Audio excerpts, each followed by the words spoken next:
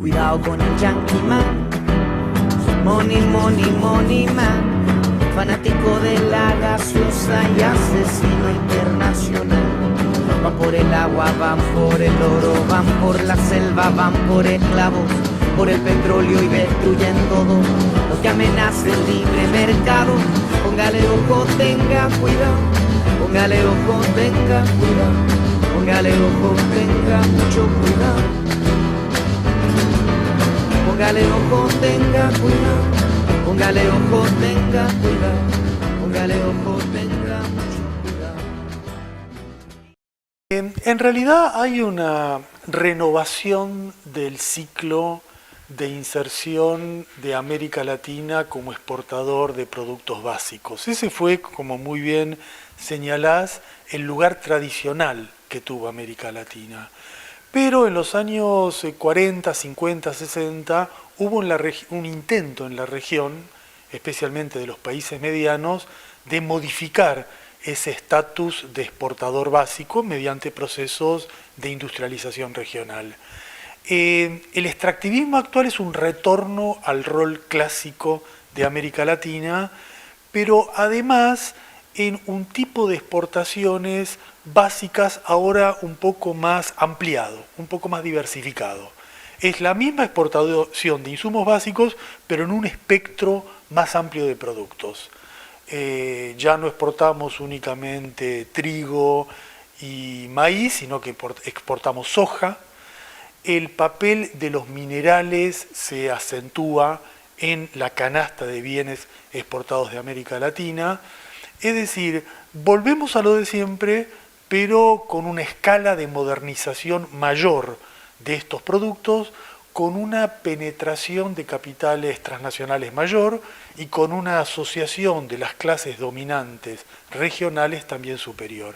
Es lo que muchos autores denominan el modelo extractivista exportador, que es una denominación más contemporánea.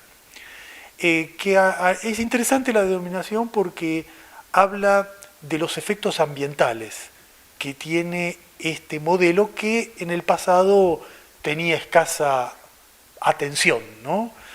El modelo actual tiene efectos sobre el medio ambiente mucho más explícitos, mucho más nítidos.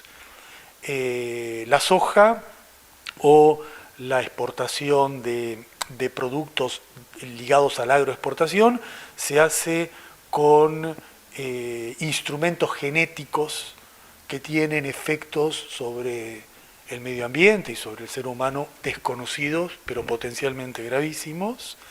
Y la minería tiene una escala de minería a cielo abierto. Ya no es la vieja minería de un socavón, donde se extraía en forma acotada un mineral definido, sino que ahora es el modelo de minería a cielo abierto, que significa explotar, dinamitar una montaña entera para después, con un proceso de ácidos, de agua, extraer los minerales. Bueno, y el efecto destructivo de esto está a la vista. No requiere ningún tipo de investigación ulterior. Basta ir a los lugares donde se destruye a una escala inédita el medio ambiente para notar el efecto que esto tiene sobre el deterioro, especialmente del agua y del cultivo. Entonces genera una desertificación ulterior de zonas claves, implica el deterioro del agua. No hay que olvidar que América del Sur es uno de los grandes reservorios de agua a nivel internacional. Entonces el concepto extractivismo exportador es un concepto interesante e incluso es más explícito que otras denominaciones, por ejemplo, reprimarización o desindustrialización, que hablan más del efecto que de la modalidad.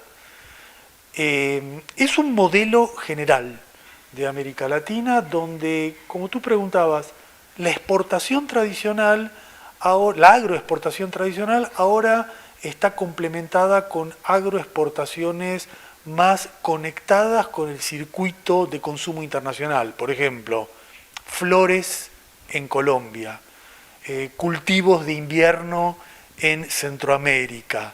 Es decir, hay una conexión más directa del insumo básico exportado con la cadena productiva global que manejan las empresas transnacionales.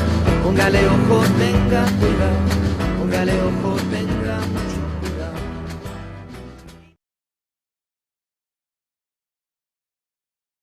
Mira, el Banco Mundial, el Fondo Monetario Internacional, las agencias de los organismos internacionales son los que diseñan los planes estratégicos. En primer lugar, son los que definen el plan general para toda la región. Después, sus asesores influyen sobre los gobiernos y sus técnicos financieros influyen sobre el medio económico local para que se adopten esos proyectos. Entonces hay un lobby tradicional que opera en todos los países para que estos proyectos sean instrumentados. Eso se hace a través de la presión financiera, ese es el instrumento clásico. Un país está endeudado y porque está endeudado, la condición de la refinanciación de la deuda es que acepte este proyecto.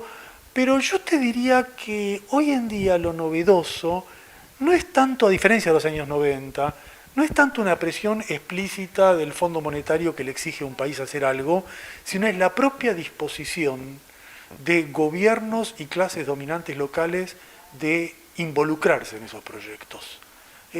La causalidad te diría que hoy es casi 50 y 50. No es la presión externa solo, es la presión externa y la disposición interna. ¿Por qué? Porque gran parte de los gobiernos y los estados de América Latina están interesados en este proceso, por dos razones. La primera es que hay un argumento que está muy difundido, según el cual a la región le conviene, dada la valorización de las materias primas que observamos desde hace 7, 8 años. Entonces se ha vuelto a crear una ilusión según la cual este boom de precios de las materias primas que exporta América Latina va a durar eternamente y uno puede participar en este proceso sin ningún costo. Entonces se ha creado una imagen según la cual esta valorización de materias primas, que obedece a un conjunto de factores, no solo coyunturales, sino también estructurales, va a permitirle a América Latina aprovechar de por vida esto.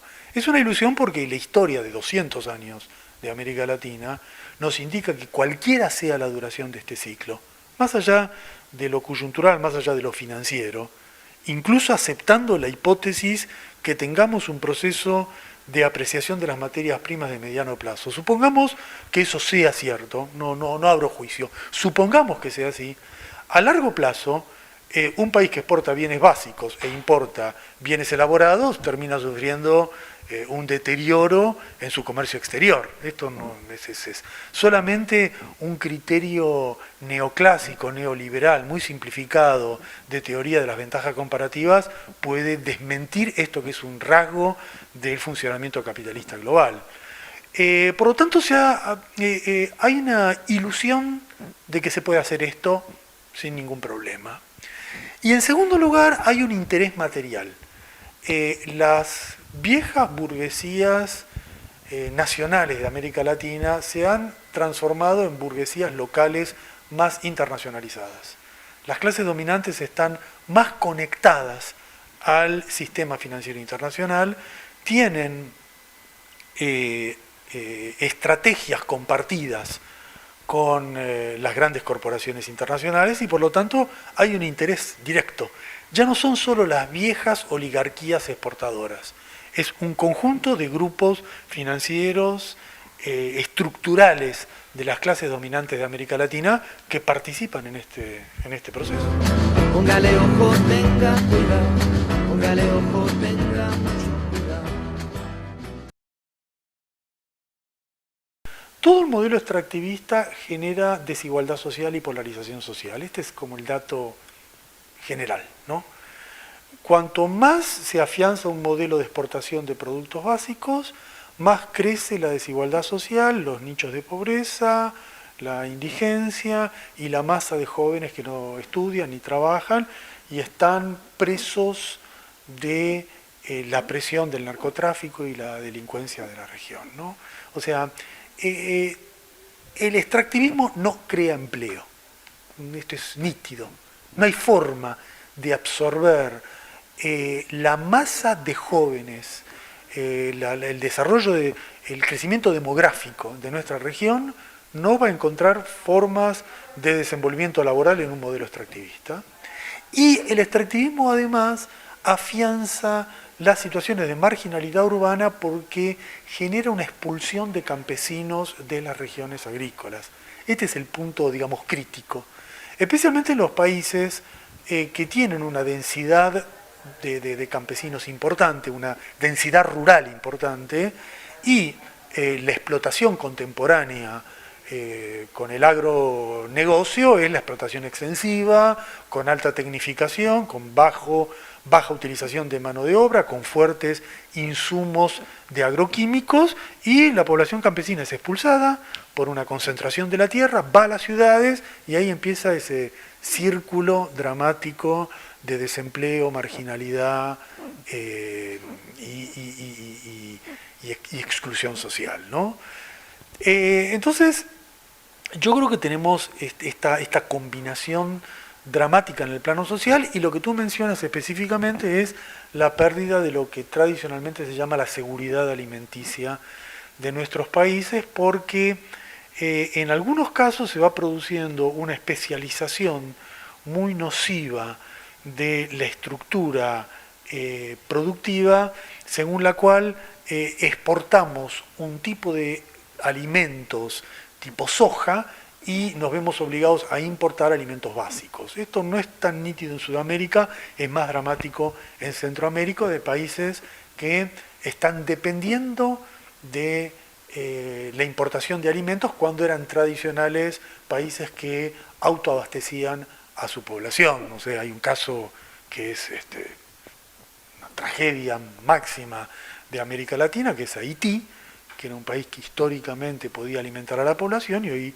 depende de la beneficencia internacional para la subsistencia básica de sus habitantes. Entonces, este modelo es un modelo que golpea a las clases populares por donde lo quieras mirar, ¿no? Y esta es una conclusión importante porque más allá de lo que ocurra con los precios de las materias primas, más allá de que se mantengan altas o bajen, este modelo económico genera desigualdad social en los dos escenarios. En el escenario optimista de grandes negocios y en el escenario pesimista de pocos negocios. En los dos, para la población, es simplemente un horizonte de desempleo, hambre y miseria. Póngale ojo, tenga cuidado.